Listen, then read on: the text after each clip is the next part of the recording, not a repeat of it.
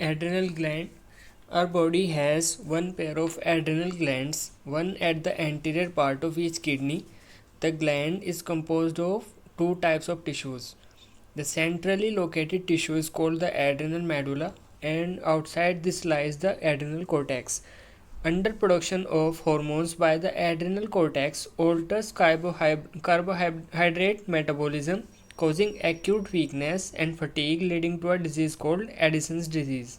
The adrenal medulla secretes two hormones called adrenaline or epinephrine and noradrenaline or norepinephrine. These are commonly called as catecholamines.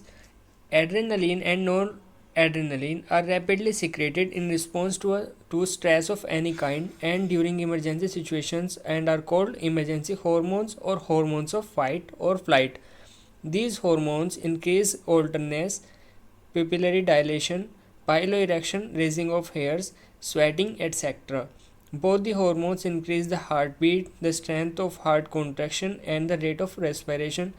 Catecholamines also stimulate the breakdown of glycogen, resulting in an increased concentration of glucose in blood. In addition, they also stimulate the breakdown of lipids and proteins. The adrenal cortex can be divided into three layers called zona reticularis, inner layer, zona fasciculata, middle layer, and zona glomerulosa, outer layer. The adrenal cortex secretes many hormones, commonly called as corticoids. The corticoids, which are involved in carbohydrate metabolisms, are called glucocorticoids. In our body, cortisol is the main glucocorticoid. Corticoids, which regulate the balance of water and electrolytes in our body, are called mineral corticoids. Aldosterone is the main mineral corticoid in our body. Glucocorticoids stimulate glucogenesis, lipolysis, and proteolysis and inhibit cellular uptake and utilization of amino acids. Cortisol is also involved in maintaining the cardiovascular system as well as the kidney functions. Glucocorticoids, particularly cortisol, produces anti-inflammatory reactions and suppresses the immune response. Cortisol stimulates the RBC production. Aldosterone acts mainly at the renal tubules and stimulates the reabsorption of Na plus and water and excretion of K plus and phosphate ions.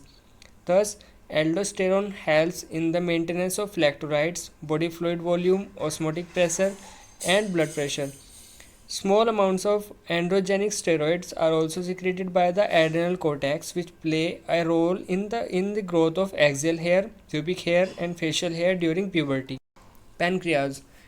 Pancreas is a composite gland which acts as both exocrine and endocrine gland. The endocrine pancreas consists of islets of Langerhans. There are about 1 to 2 million islets of Langerhans in a normal human pancreas, representing only 1 to 2% of the pancreatic tissue. The two main types of cells in the islets of Langerhans are called alpha cells and beta cells. The alpha cells secrete a hormone called glucagon, while the beta cells secrete insulin. Glucagon is a peptide hormone and plays an important role in maintaining the normal blood glucose levels.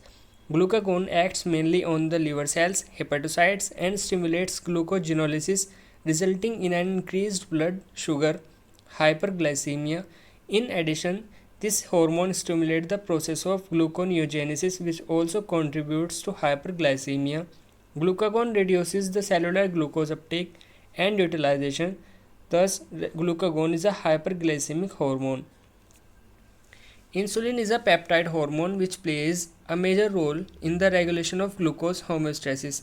Insulin acts mainly on hepatocytes and adipocytes, cells of adipose tissue, and enhances cellular glucose uptake and utilization. As a result, there is a rapid movement of glucose from blood to hepatocyte and adipocytes, resulting in decreased blood glucose levels, hypoglycemia. Insulin also stimulates conversion of glucose to glycogenesis in the target cells. The glucose homeostasis in blood is thus maintained jointly by two insulin and glucagons. Prolonged hyperglycemia leads to a complex disorder called diabetes mellitus, which is associated with the loss of glucose through urine and formation of harmful compounds known as ketone bodies. Diabetic patients are successfully treated with insulin therapy. Testis. A pair of testes is present in the scrotal sac outside abdomen of male individuals. Testis performs dual functions as a primary sex organ as well as an endocrine gland. Testis is composed of seminiferous tubules and stromal or interstitial tissues. The Leydig cells or interstitial cells which are present in the intertubular spaces produce a group of hormones called androgens, mainly testosterone.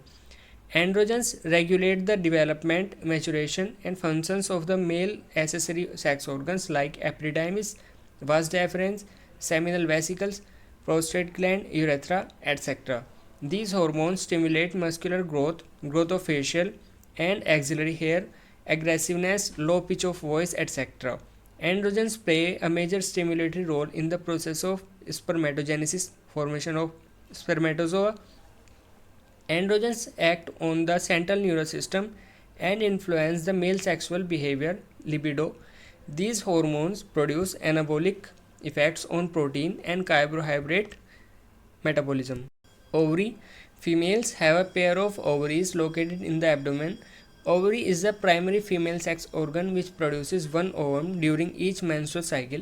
In addition, ovary also produces two groups of steroid hormones called estrogen and progesterone. Ovary is composed of ovarian follicles and stromal tissues. The estrogen is synthesized and secreted mainly by the growing ovarian follicles. After ovulation, the ruptured follicle is converted to a structure called corpus luteum, which secretes mainly progesterone.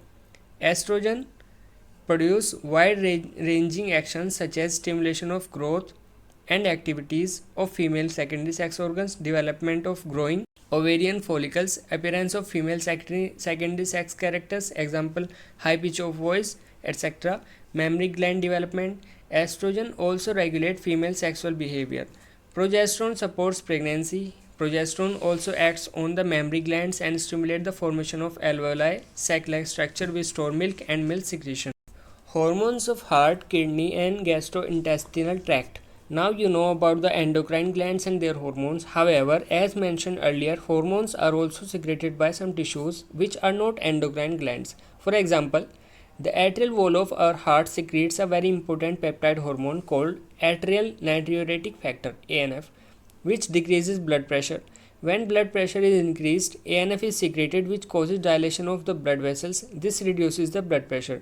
The juxtaglomerular cells of kidney produces a peptide hormone called erythropoietin which stimulates erythropoiesis, formation of RBC. Endocrine cells present in different parts of the gastrointestinal tract secrete four major peptide hormones, namely gastrin, secretin, chylocystokinin, CCK, and gastric inhibitory peptide GIP.